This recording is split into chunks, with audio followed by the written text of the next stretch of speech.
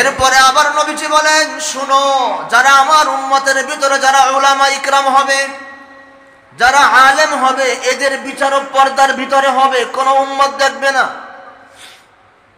আপনাদের মসজিদের ইমাম সাহেবের যদি কোনো গুনাহ থেকে থাকে, কিয়ামতের ময়দানে আল্লাহ পাক ইমাম সাহেবের বিচার আপনাদের সামনে করবে না, পর্দার ভিতরে নিয়ে করবে।